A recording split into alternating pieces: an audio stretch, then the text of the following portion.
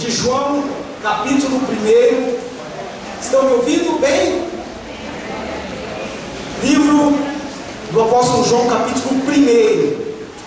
Vamos ler alguns versículos e depois você já segura aí na sua Bíblia, no mesmo livro, capítulo 14. João 1, capítulo 1, e depois João 14. Quem não ganhou ovo de Páscoa aí? Quem não ganhou? Nossa, muita gente não ganhou. Por que será que vocês não ganharam, hein?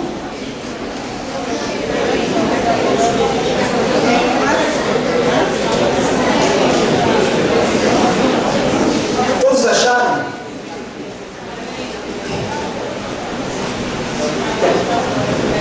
João capítulo 1 diz assim: no princípio era aquele que é a palavra, ele estava com Deus e era Deus.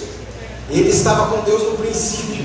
Versículo 3: todas as coisas foram feitas por intermédio dele. Sem ele, nada do que existe teria sido feito. Nele estava a vida, e esta era a luz dos homens. A luz brilha nas trevas, e as trevas não a derrotaram. Versículo 10: aquele que é a palavra estava no mundo, e o mundo foi feito por intermédio dele, mas o mundo não o reconheceu. Versículo 11: veio para o que era seu, mas os seus não receberam. Contudo, aos que o receberam, aos que creram em seu nome, deu-lhes o direito de se tornarem filhos de Deus, os quais nasceram por descendência natural, nem pela vontade da carne, nem pela vontade de algum homem, mas nasceram de Deus. Aquele que é a palavra tornou-se carne e viveu entre nós. Vimos a sua glória, glória como do unigênito vindo do Pai, cheio de graça e de verdade. Agora vamos lá para o capítulo 14. Capítulo 14, versículo 6. Respondeu Jesus: eu sou o caminho, a verdade e a vida. Ninguém veio ao Pai a não ser por mim. Senhor Deus, obrigado pela tua graça sobre as nossas vidas.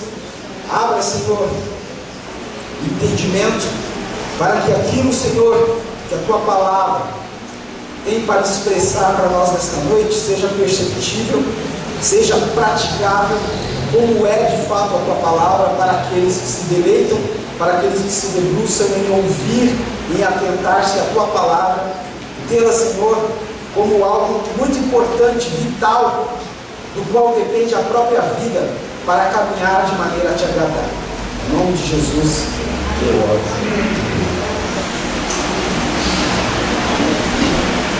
Confesso que gosto muito dessas datas comemorativas, mesmo que eu não as comemore, mas de alguma maneira você aproveita o feriado que essas datas acabam provocando.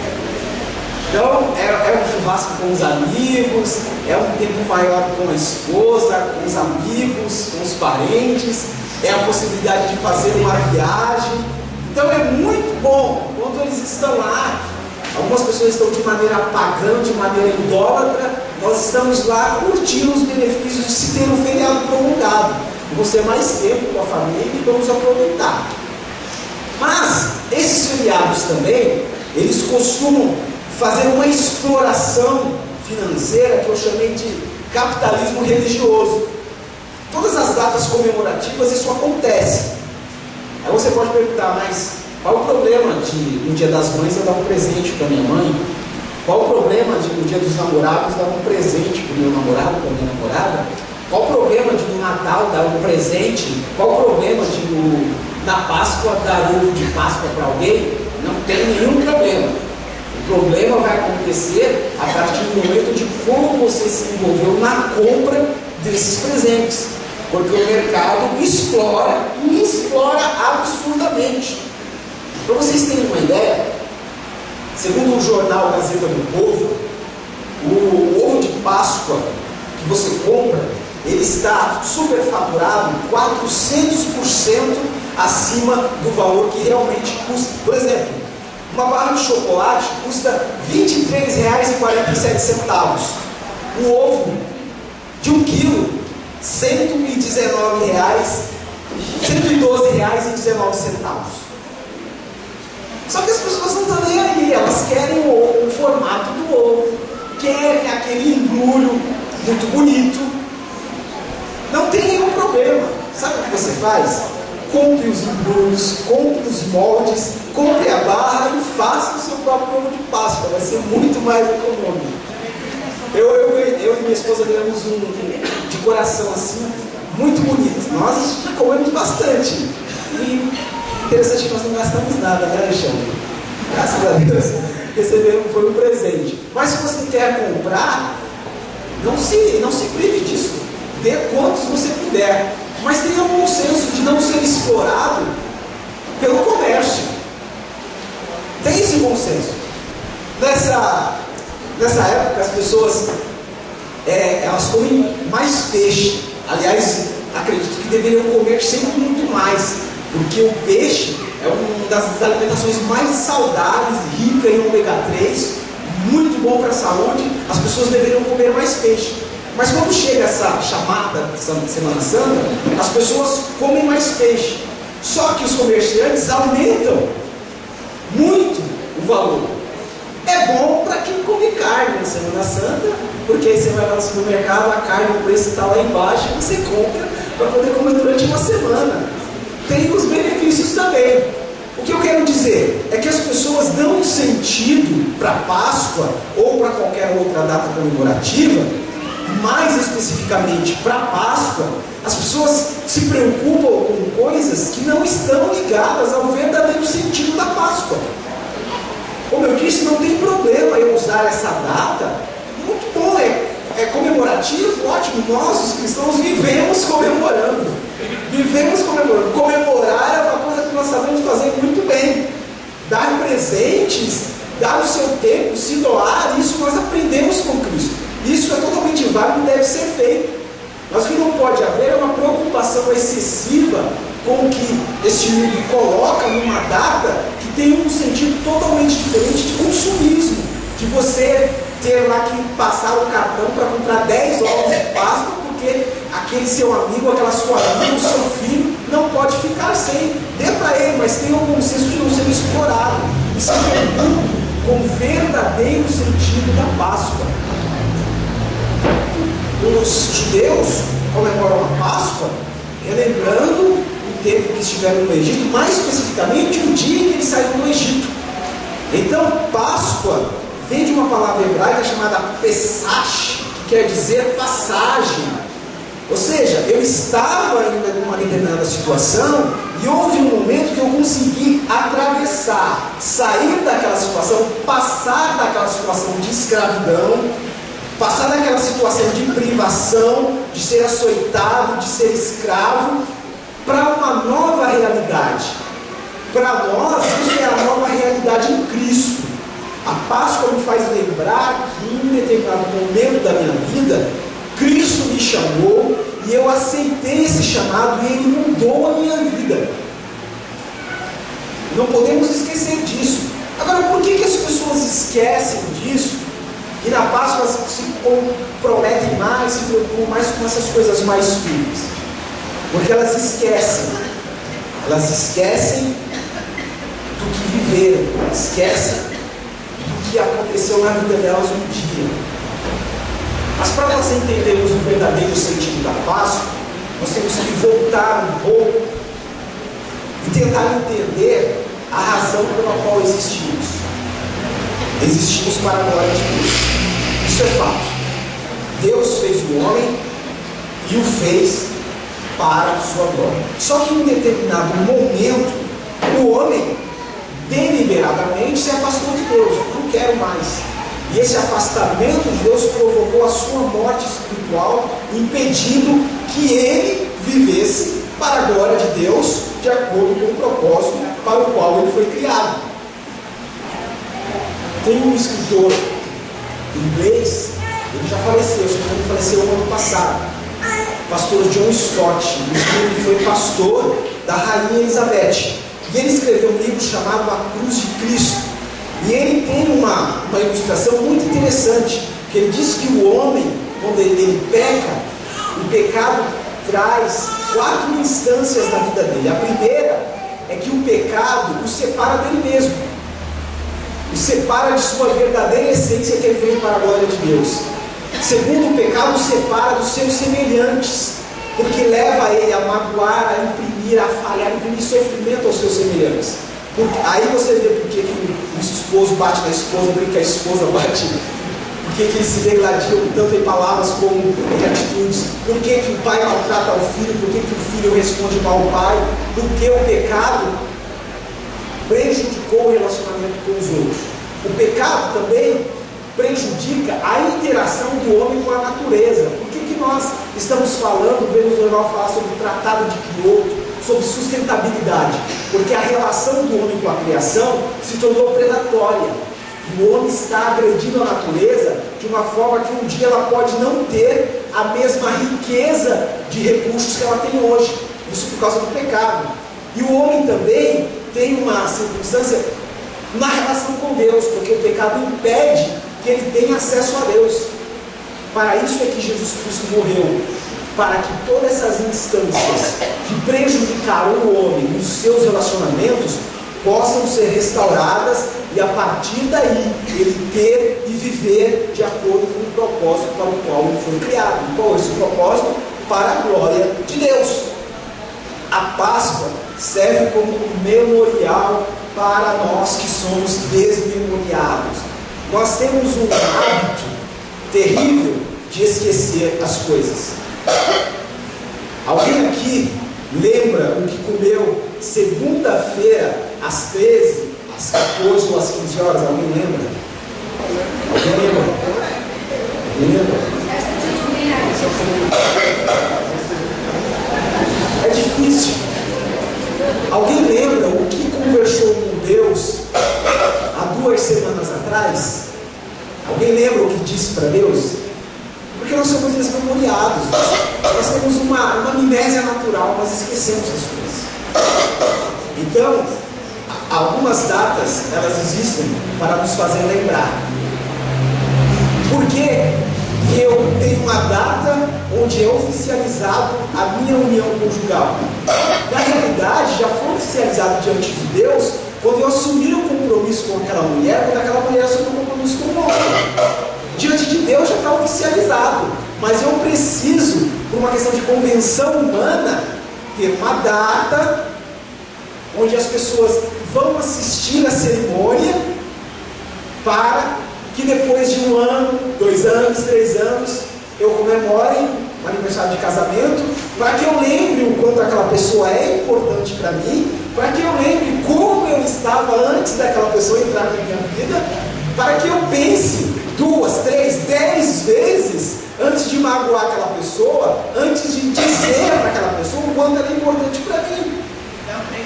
Por isso que eu tenho uma aliança, para poder me fazer lembrar quem é a Rita da minha vida.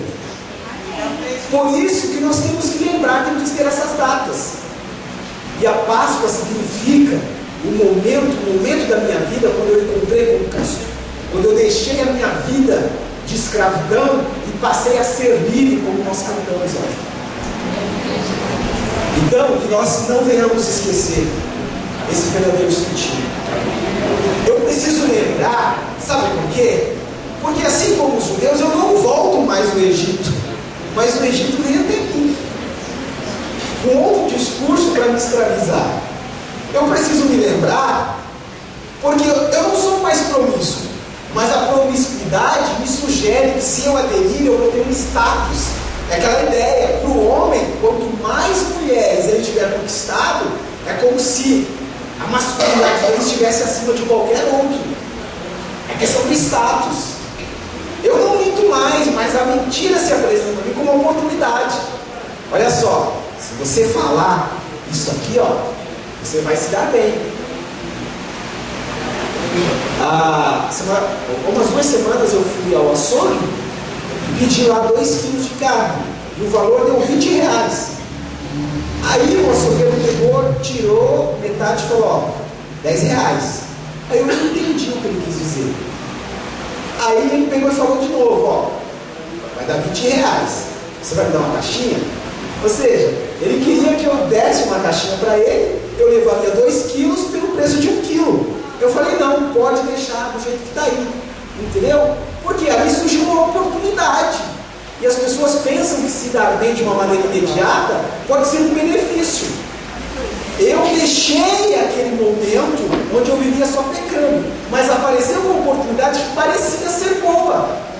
Então as situações para te levar a cometer erro continuarão chegando até você, mesmo que você já seja livre, para tentar te levar de volta à vida de escravidão. Por isso que eu não posso esquecer. Eu não roubo mais, mas por incrível que pareça, hoje a desonestidade virou uma profissão muito rentável. Parece não, é absurdo.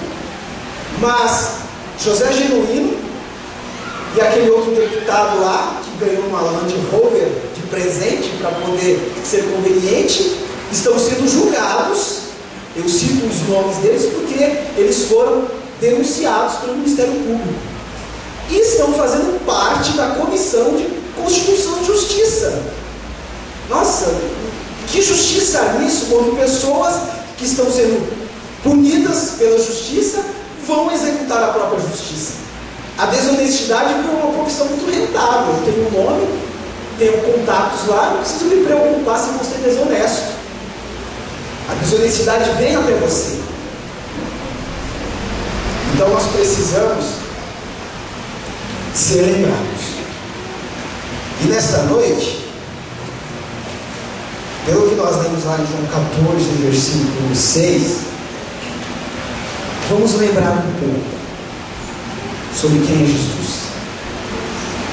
Quem é Jesus e quais são as implicações dele ser esse Cristo ressuscitado, glorificado, e que resolveu transformar a minha vida quando eu estava numa situação onde a minha vontade já não existia mais, porque morto não tem vontade. Mas Jesus Cristo foi lá e me ressuscitou através da sua morte e me deu a você, deu a todos nós uma realidade de vida. Então nessa noite vamos lembrar um pouquinho, já que a Páscoa tem essa finalidade de nos fazer lembrar no momento em que vivemos a nossa passagem, a nossa salvação em Cristo. Então vamos lembrar um pouco daquele que nos salvou, daquele que nos fez realmente pessoas vivas de fato, sabendo viver a vida, sabendo usufruir de tudo aquilo que o Senhor nos deu, seja na natureza, seja nos relacionamentos.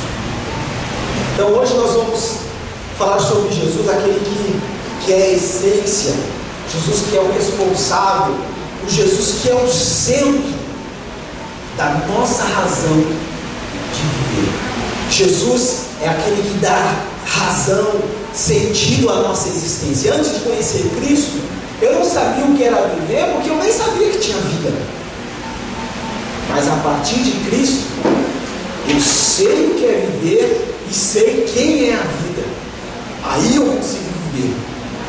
Eu costumo dizer para os alunos que estão aprendendo a tocar violão, porque você pode olhar lá o desenho de um acorde e tocar, mas se você não saber, não tentar entender por que um acorde é formado por no mínimo 3 notas, por que ele se encaixa dentro de uma escala que tem uma sequência de outros acordes, você vai tocar, mas não vai saber o que está tocando.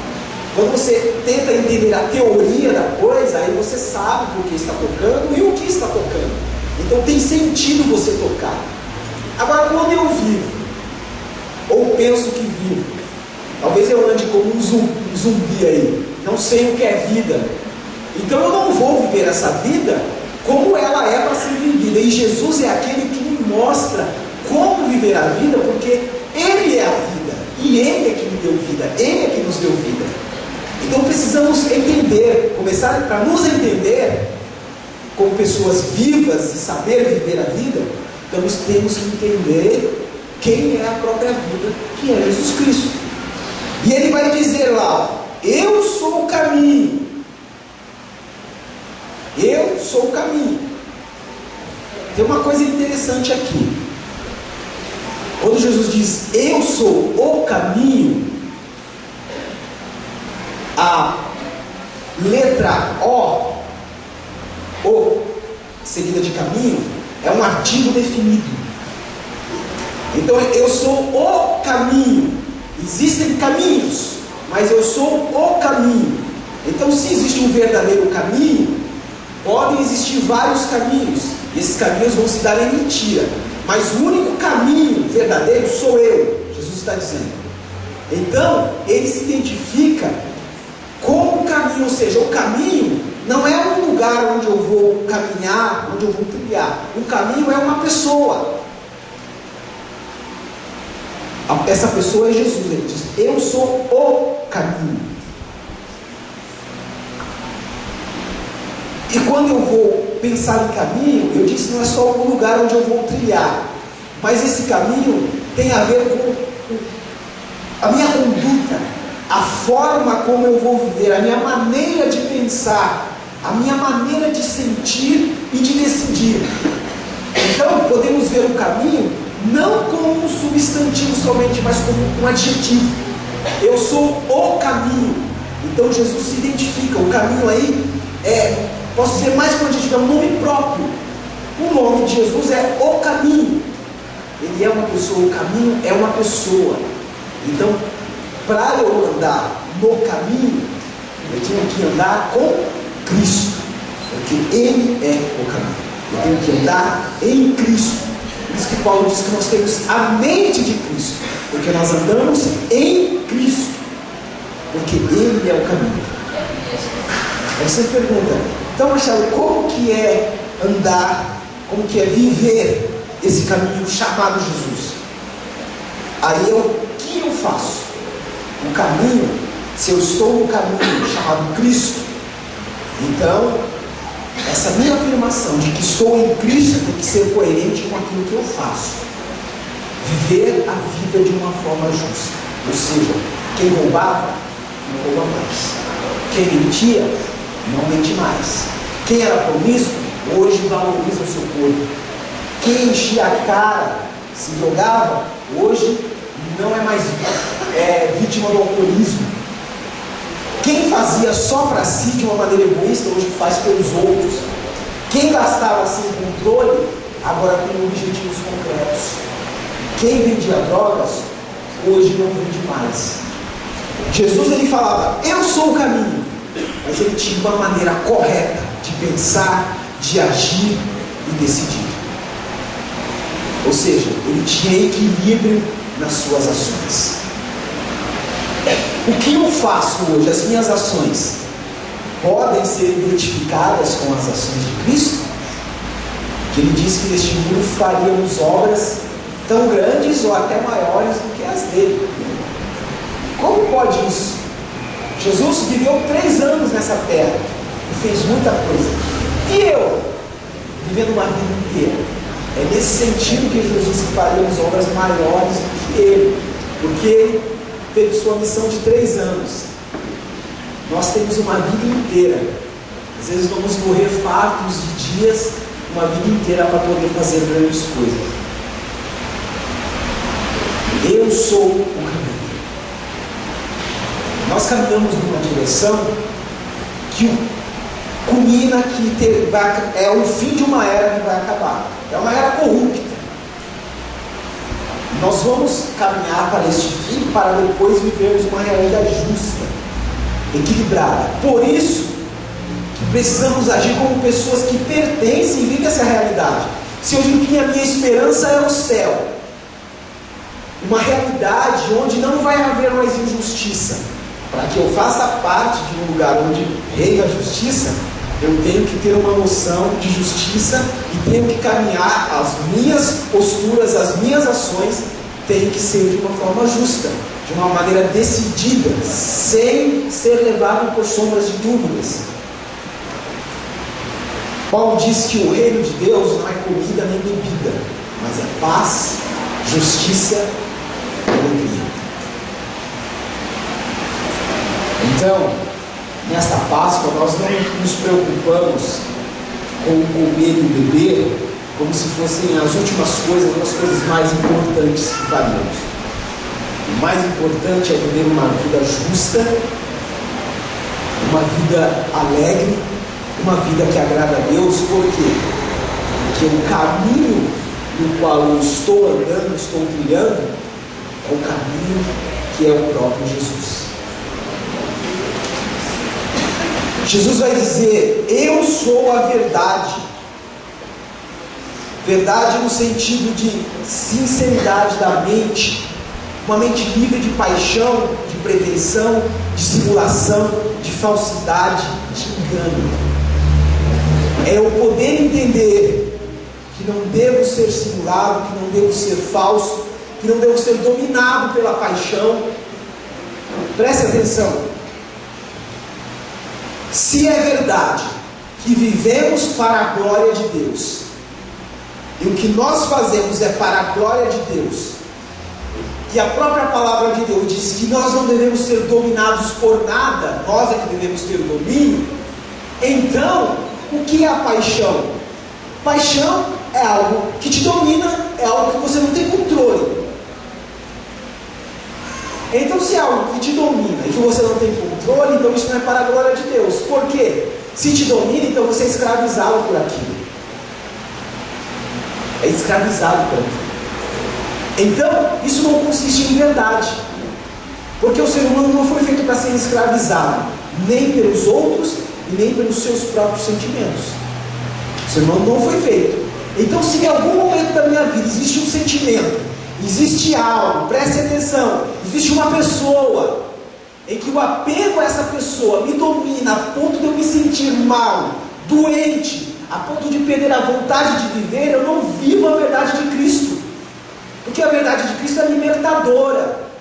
Ela liberta, me liberta das minhas paixões, me liberta de ser aprisionado por outras pessoas, me liberta dessa coisa nociva com a natureza e me liberta da separação de Deus. Então, se eu sofro porque o sentimento me domina e eu não consigo me libertar, então não existe verdade nisso. Porque a verdade é que Jesus liberta, e quando Ele liberta, eu posso sofrer por um determinado tempo, mas não posso viver a minha vida toda escravo de um sentimento, escravo de uma doença, seja ela emocional, seja ela física. Se eu estou em Cristo, a doença pode detonar o meu corpo, mas quando o meu corpo não puder mais resistir, eu estou liberto por completo, porque já não vivo mais nessa vida. Mas preste atenção, nós não podemos ser dominados por nenhum tipo de mal, porque isso é uma inverdade, isso é uma mentira. Isso não tem a ver com o fato de vivermos em Cristo. Você vai perguntar, mas nós não sofremos? Sofremos sim, mas não somos dominados pelo sofrimento. Sofrer e saber lidar com o sofrimento é diferente de sofrer e se entregar ao sofrimento. Então, essa verdade que é Jesus Cristo, Ele suportou, dominou o seu próprio sofrimento. Agora vocês conseguem imaginar um sofrimento maior do que aquele de você trazer sobre si todas as dores, todas as enfermidades de todo mundo, e suportar isso? Jesus suportou. Aí você pode dizer, mas Ele era Jesus, mas Ele era 100% humano também. Tanto é que em algum momento Ele falou, Pai, se for possível, passa de meu ser, se for possível, não permita que eu passe por isso. Se for possível, eu não quero passar pela cruz. Mas Ele dominou esse desejo, esse seu sentimento puramente humano, foi para a cruz, firme e venceu. E por isso que nós estamos aqui hoje, falando dele, vivendo a vida dele, porque Ele fez isso. Jesus é a verdade. Então, se não há coerência entre o que eu aprendo, entre o que eu vejo na palavra de Deus, e não há coerência na minha vida, na minha maneira de viver, na minha maneira de pensar, na minha maneira de agir, então essa verdade que é Cristo não está em mim. Ou eu estou deixando passar uma oportunidade que me foi dada de viver a verdade de Cristo. Quando eu não tinha Cristo, aí sim eu sofria. Aí ali, eu olhava para uma garota e ela não dava a mínima para mim, aquilo para mim era o fim do mundo. Eu deixava aquela paixão me dominar. Mas depois que eu conheci a Cristo, se você me interessava por alguém, aquela pessoa não despertava o menor interesse, Deus, não é essa. Vou continuar orando e esperando em Deus. Por quê? Dominava Jesus, que é verdade, e essa é a verdade. Sofremos, sim, mas não somos dominados por nenhum tipo de sofrimento, porque a verdade, que é Cristo, nos libertou. Quando Jesus diz, eu sou o caminho, então você não vai andar mais tropeçando, não vai andar mais batendo a cabeça, não vai mais andar sem saber que direção tomar, porque Jesus é a direção a seguir. Ele aponta, ó, essa é a direção segura que você pode seguir, e eu sigo. Quando Jesus diz que Ele é a verdade, Ele está dizendo, ó, aquela realidade bagunçada, aquela realidade que você era escravo de si mesmo, era escravo do sistema, não existe mais porque eu te libertei. Hoje você trabalha o suficiente, hoje você sofre até onde o sofrimento não te domina. Hoje você chora até o ponto que o choro extravasa as suas emoções e você não é dominado pela tristeza. Hoje você não ignora a solidão, mas não deixa que ela te deixe solitário pro resto da vida. Você vence, você tem coragem para vencer. Porque Jesus é essa verdade, é uma verdade que tem uma afirmação agradável e a realidade também é coerente com essa afirmação. Jesus é a verdade naquilo que eu sou agora. Eu era triste, dominado pela tristeza. Hoje não sinto tristeza, mas ela não me domina.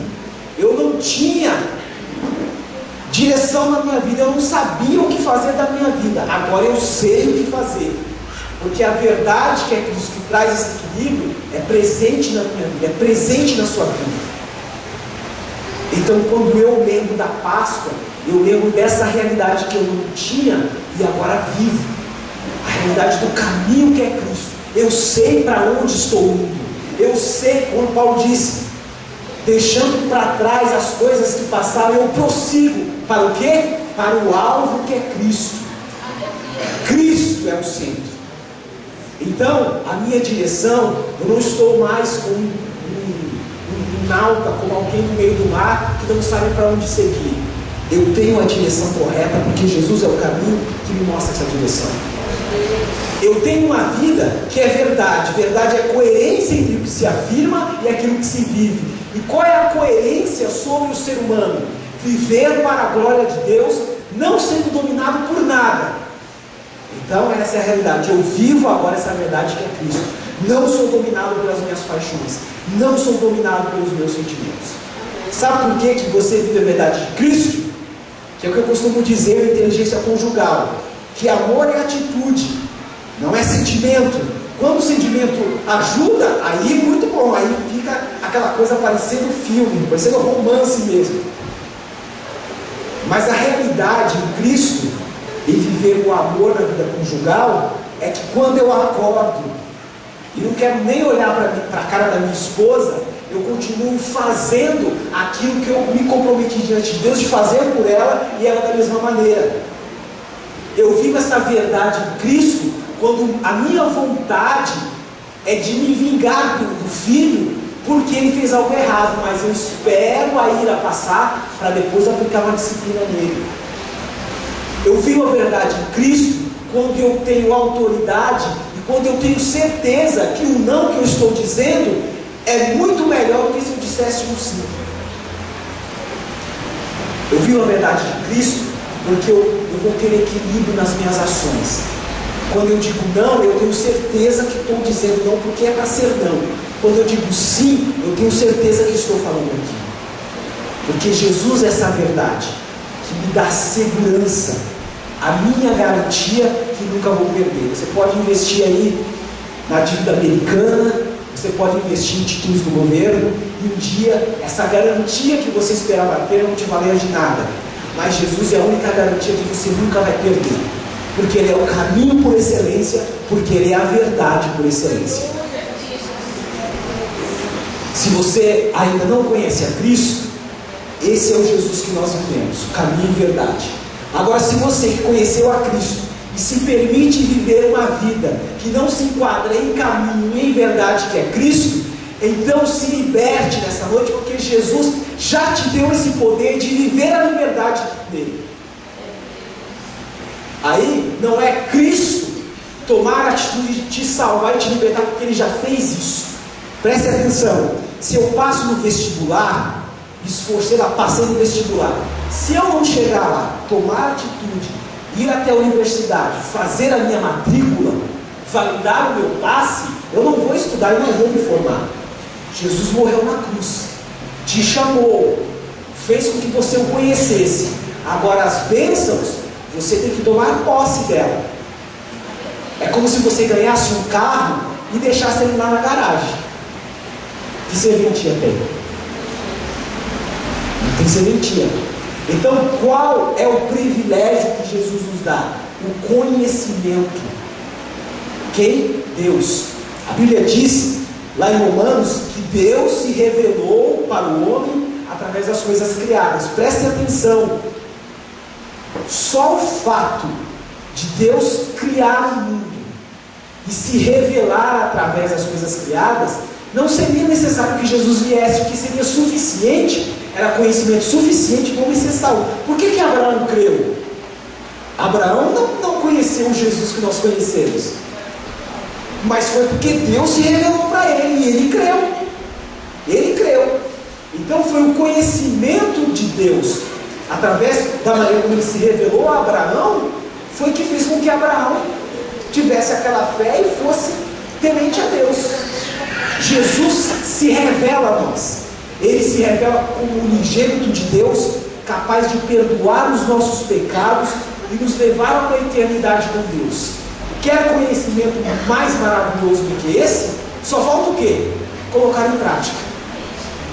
Só falta fazer valer na minha vida aquilo que Jesus Cristo já determinou por sua morte na cruz. E ele vai dizer que além de ser o caminho, além de ser a verdade, usando aí um artigo definido, se intitulando como verdade, como caminho, ele vai dizer que ele é a vida. Eu sou o caminho, eu sou a verdade, eu sou a vida. É o estado de alguém que está cheio de vitalidade, ou é animado, é toda a alma viva. Então a vida que há em mim, a vida que há em você, não veio propriamente de mim, do nada. A partir do momento, eu tenho vida, como se eu pudesse produzir vida em mim. Segundo o relato bíblico, Deus fez o homem, o mudou a questão da sua composição material, e o homem só se tornou ser vivo depois que o próprio Deus soprou nele, ou seja, soprou vida. Tudo que emana de Deus é vida, porque ele é um Deus vivo. Ele diz que ele não é um Deus morto, não é um Deus de morto, é um Deus vivo. Então quando ele soprou aquela substância, o vento, o sopro de Deus continha vida, e aí o homem se tornou alma vivente. Mas com a separação provocada pelo pecado, é como se o espírito extinguisse e o homem se tornou um zumbi, sem ter noção de que realmente era um ser vivo.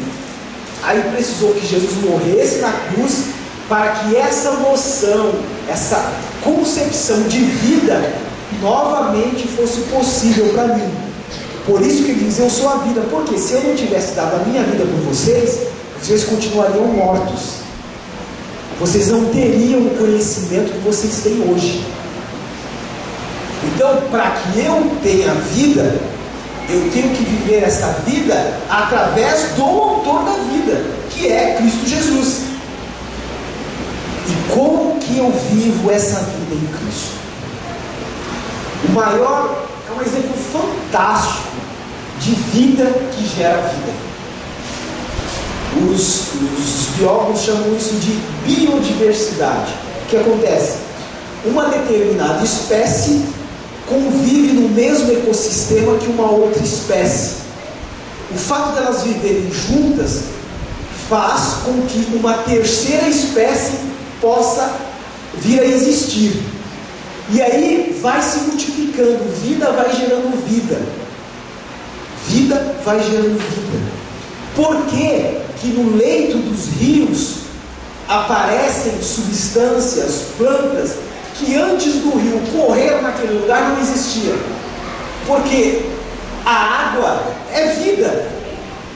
E a partir do momento que vida passa em lugares que antes não tinham vida, começa a ter vida. Então, a partir do momento que eu, que você, sem ter a verdadeira vida, convive com Cristo, o autor da vida, então eu passo a ter vida. E agora essa vida tem que ser notória, tem que ser perceptível pelas outras pessoas. Como que isso acontece? Alguém fala, puxa vida, olha só fulano de tal, antes de ir para a igreja era assim assado. Mas olha só, depois que ele começou a ir para a igreja, que se firmou lá, nossa, ele mudou bastante. Por que se percebeu? Porque houve vida gerada naquela pessoa. Agora, ao invés de criticar a pessoa pelas baladas, pelo som alto que escutava e perturbava o vizinho, agora ele é elogiado. Por quê? Porque houve uma mudança. Aquilo que antes era desprezível, hoje é agradável. Por quê? Morte é desprezível, vida é agradável.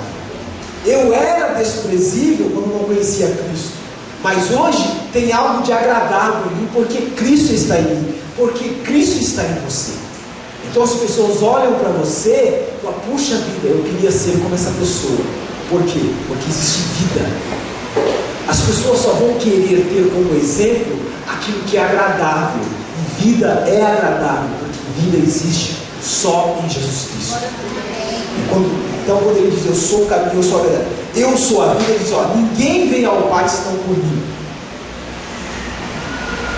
Morte, essa morte que nós vemos aqui hoje, a pessoa que morre, o corpo físico padece, não é nada comparada à morte espiritual, que é o que? Separação total de Deus. Inferno significa separação total de Deus.